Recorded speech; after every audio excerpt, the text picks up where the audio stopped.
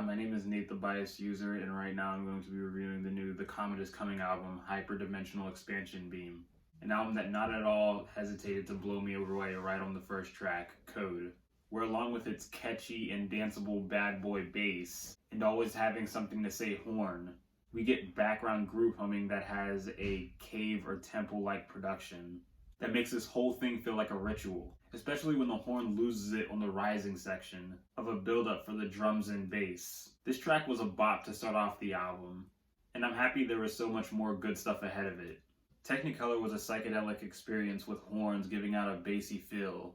That does not take away its relevance, because bassy or not, we get horn solos for pretty much the entire song, and one of the best on here. It's catchy, and the production switch-ups with it sometimes getting spacey only helped. I also gotta praise the synths here that could work well with horns and a hallucination. To continue talking about stuff that could work good with hallucinations, I would also suggest Pyramids bringing in a repeating rising bass that sounds similar to a bass you would hear on the soundtrack to a Sega Genesis game, but with a more up-to-date quality. And I get thrilled during the moments where the bass starts buzzing at times. I can't judge anyone who values the horns on frequency of feeling expansion. In fact, I value it to a good degree, but it doesn't seem to matter when we get an amazing payoff at the end. That gives us mystical synths that are beautifully clear and in your face.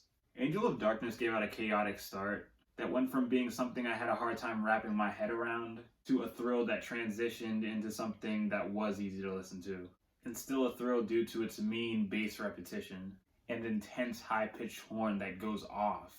This is a void of a track, but not where you're outside looking in and you see nothing. This is a void that you're a part of, and all you hear is chaos, and it sounds amazing. We get the first low to this album early on with the song Lucid Dreamer. That was a cloudy slow burner from front to back, which isn't a bad thing, but I can't say the horn pulled off the strongest performance. It was just something to vibe to. This was early on the record, but the final leg also has its share of songs that are listenable but pales far in comparison to the rest of the album. For everything performed on Aftermath, like the repeating launch sequence of a synth bass and the beautiful flute in the mix, they all seem to play their parts well. But I feel like there were holes in this thing that weren't filled. There's also the hammer that has interesting experimentation with a heavy and fuzzy bass grabbing attention. But the loose instrumentation on this one feels like the band was just messing around with the intentions of building something great off of it, but didn't follow through and gave the unfinished product they already had. But at least it's not what we get for the final track, Mystic. That has its intensity, the horns and synths are catchy, but the main thing that sold me on this one was the fast drums. That sounds trapped in a dome, but sounds satisfying for every attempt of it trying to break free.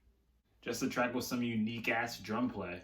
There were moments to Hyperdimensional Expansion Beam where I was worried the album might fall apart, but the product as a whole happily ended up being an overall sturdy 44-minute experience with some of the best jazz material I heard this year. I'm going to give this album a 7.6.